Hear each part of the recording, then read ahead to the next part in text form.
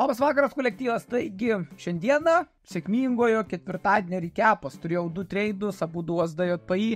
Pirmasis uždirbo 2%, antrasis uždirbo 6,5%. Ir viskas iš tikrųjų yra labai paprasta, kai tu žinai teoriją.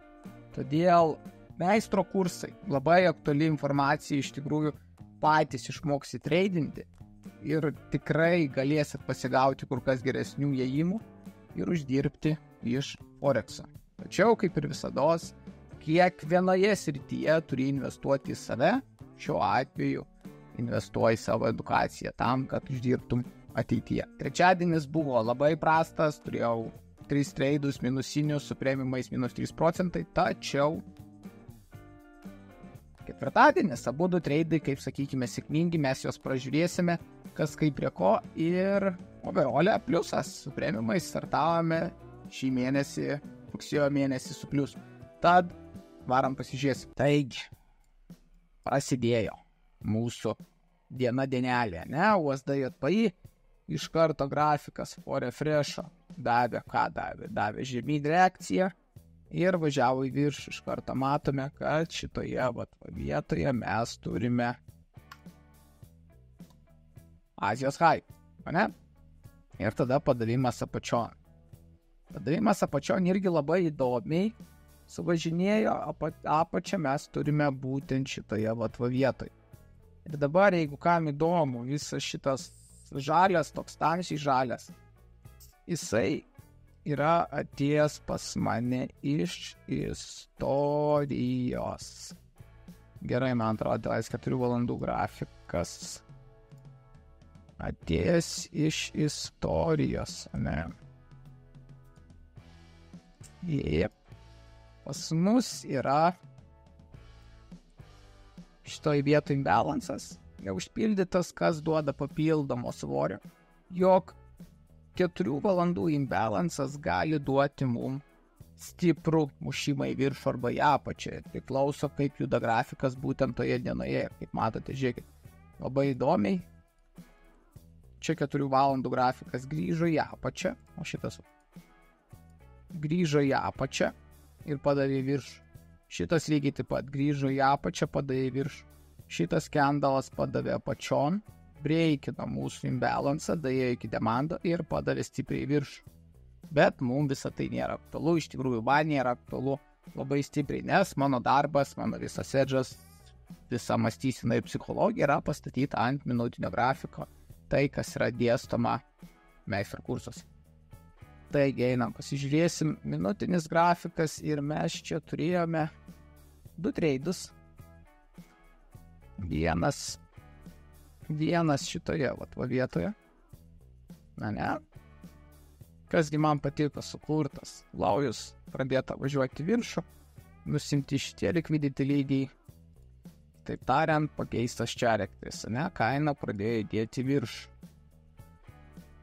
Prasidėjo judėjimas į viršų, šitoje vietoje lengvas trendlinas, iš tikrųjų daug neduodantis svorio, čia lygiai taip pat trendlinas apačion einantis, ne? Suvažinėjo, padavė į apačią.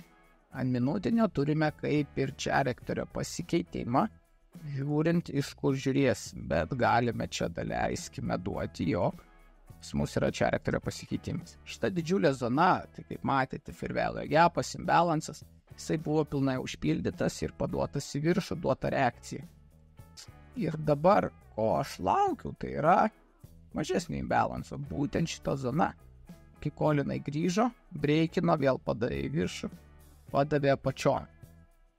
Tada buvo reakcija, manipuliacinė reakcija, kaip mes matome rinką.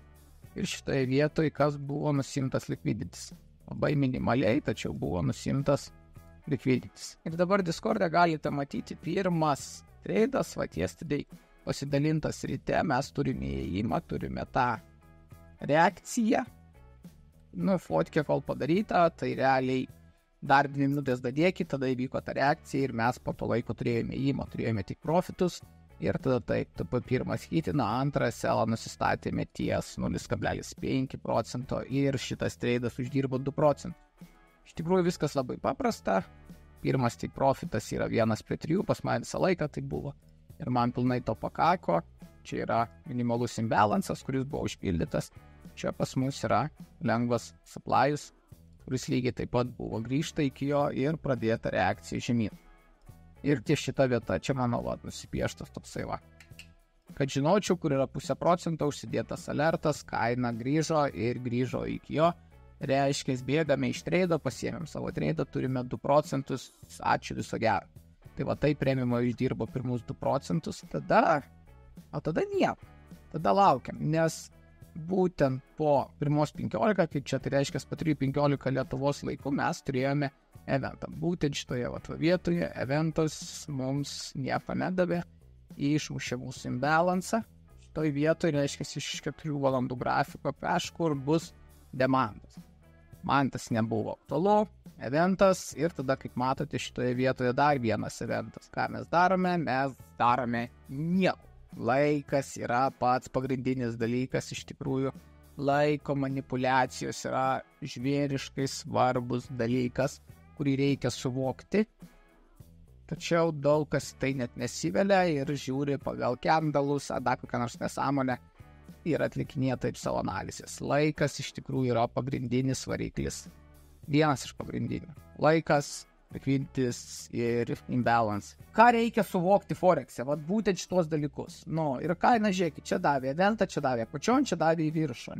Reiškia, turime pas mus demandas buvo grįžtas, būtent šitoje vietoje kažkas yra, iš didesnio time frame kaina pradėjo kilti, eventas taip pat davė šovimą į viršų. Ir padavė viršum. Realiai nusimtas mūsų hajus Azijos tos dienos, šitoj vietoj nusimtas lowus tos dienos, kaip ir sąlyginai, šitoj vietoj buvo galima ieškoti treido, būtent čia po pirmo evento, bet už valandos su biškučiu buvo kitas eventas, todėl net nesivėliau rinką, aš net nežiūrėjau, nes neapsimoka ieškoti. Skalpai, bet ir tai pakankamai rizikinga po eventų. Tai va, pasiėmėme mes liquidity. Nusiėmėme Azijos tos dienos high. Ir grįžome iki tam tikros vietos. Grįžome būtent iki čia, nuo kur kaina pradėjo važiuoti žemyn. Dabar, žiūrint iš istorijos, čia gali pas mus būti fair value gapas, kažkur imbalansas. Lygiai taip pat gali būti pas mus čia supplies. Nėra, judame toliau. Nieko mes nebeturim.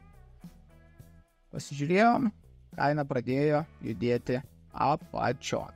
Ir kas man iš karto krito į akį, būtent šitas charakterio pasikeitimas, nuvikuota ir pradėta važiuoti viršų.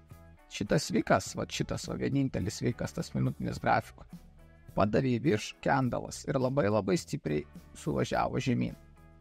Ką tai parodo iš karto? Tai automatiškai parodo, jog būtent šitoje minimalistinėje zonoje, būtent ties šita kaina yra labai daug sellerių.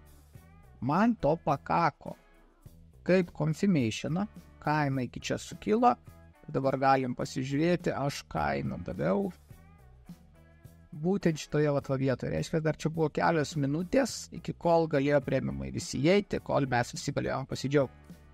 Ir, kaip matote, kaina ką padarė? Įėjo, užsidėjome SL, 8 pipus, susidėjome tik profitą ir pirmas treidas iš tikrųjų paėjo labai greitai ir pirmas buvo hitintas. Ir tada, kaip matote, tai mano rašymai. Pirmas hit, SL ties turėsime tiek. Tada turėsime tiek. SL ties tiek, nes jau vakaras buvo ganėtinai apie 9 valandų. Kad jau apsaugoti kapitalą, pasiliksime bent jau didesnį pliusą dalį, dėl to SL persikeliam ties plus 2,5%. Ir kas čia buvo, kaina toliau davė žemyn, toliau važiavimas į apačią, visgi šitoje vietoje mes turime didžiulį. Turime didžiulį imbalansą. Ir kaina, kaip matote, iš tikrųjų pavažiavo žemyn, čia pasikonsolidavo, vėl pavažiavo žemyn, vėl konsolidacija, bet paėmus iš didesnės laiko perspektyvos, nemažai laiko kaina tiesiog konsolidavo. Realiai, literaliai, pažiūrėkit, nuo 17, tai reiškia nuo 7 iki 2, tai 4 ryto kaina tiesiog konsolidavo. Paėmė ir konsolidavo, va šitą. Mums niekas nieko nedavė. Ir SL-ai sudėti, kaip matėt, SL-as buvo 2,5% antro take profito. Ir palikta per naktį. Spreadai naktiniai neišmušė ir kaina apie 4 ryto pasiekė mūsų take profitą ir šitoje vietoje buvo pasimtas pliusas. Nes kaina grįžti turėjo. Iki kažkur grįžti turėjo. Visgi čia mes matome zoną, nuo kurios atsimušinėja, turime iš istorijos. Jog čia gali būti didžiulis demandas, lygiai taip pat mažesnis demandas, kuris kaip tik būtent šiuo metu yra breikinamas. Bet vėlgi žiūrėkit, kokias buvo reakcijos. Žiūrėkit, turime demandą, ne? Ir būtent šitose vietose jis grįžta, bet breikina. Ne breikina, o reaguoja į visą šitą. Atsimuša, pakyla. Vėl atsimuša, pakyla. Vėlgi, kas įvyko, atsimuša, pakyla. Sukurta nemažai pinigų, įleista nemažai sellerių, būtent šitose vietose. Va, turime kažkokį trendline. Lygiai taip pat ir čia. Turime mes kažką. Ir kaina ką padarė, tiesiog tvarkingai nuo ryto juda toliau žemyn. Čia netgi buvo galima didesnį bandyti tik profitą paimti iki šito likvidičio ir čia būtų gavęs 1,14, 1,15 būtų galima bandyti. Ir būtų pilnai suėjęs treidas. Visgi likvidičių siekia, reikia tiesiog suprasti, reikia žinoti, kada įeidinėti. Ir tokius treidus, aš iš tikrųjų taikusi 1/10 pas mane pagrindė, galima paimti. Ir tokie treidai iš tikrųjų labai džiugina akį, kaip šiuo atveju dabar ryte prabudau, bum, 6,5% plius, mes turime USD į pirmą tik profit, 1/3 ir tada antrasis tik profitas 1/10, turime 5 gabalus plius, tai yra 5 procentukai. Tai chebryte, ačiū, kad žiūrėjote, iš tikrųjų mokomės Forexo, kiek pas mane čia keliamo YouTube yra nemažai, tos analizės, jos privalomos, turi suprasti, kodėl ėjai, kaip ėjai, kas pagrindė tavo įėjimus, kur tavo SL-ai, kur tavo take profitai, esmė tame turi būti viskas pagrįsta, čia Forexas toks dalykas. Tačiau, kad eitum iki šito lygio, tu turi mokėti teoriją, tam yra šitie meistro kursai. Investuosit į save, nepasigailėsit, išmoksite treidinti, turėsit už ką užsidirbti duonai, sėdint literaliai prie kompiuterio pagal save. Kaip ir sakiau, laiko manipuliacijos, tą treidinti irgi nereikia sėdėti visą dieną. Aš viskai spėju ir TikTokus pakurti, ir Instagramo reelus, ir sueditinti, ir video daryti, ir dar keletą verslų iš tikrųjų. Visur spėju, viskas įmanoma, svarbu yra susidėlioti laiką. Taigi, ačiū, kad žiūrėjote, mokomės, judame, jungiamės į Discordą, jungiamės į premiumai. Rugsėjai pradėjo tvarkingai, iš tikrųjų dabar turime mes 7,5% pliuso bendro, tad tikrai gerai. Taipogi žmonės siunčia diplomus, kaip gauna finansavimą, funding traderius, iš tikrųjų labai smagu, ir vienas, ir vakar kitas. Faina matyti, kad duodama informacija iš tikrųjų yra labai naudinga. Mokomės ir judame link bendro tikslo. Uždirbti dolerių. Bye bye.